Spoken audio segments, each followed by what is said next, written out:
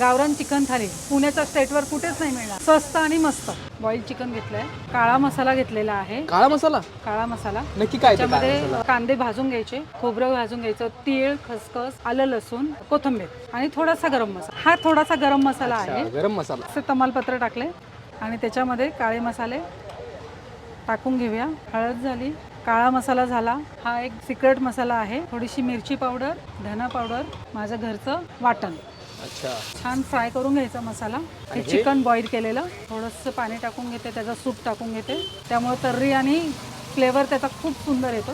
4:30 ते 10:30 रात्रीचे आणि रविवारी आणि मंगळवारी मिळणार चिकन आणि बिर्याणी. हे आता चिकन फक्त थोडंसं वतून मीठ आणि थोडासा गरम मसाला. इन्स्टंट आहे एकदम. इन्स्टंट.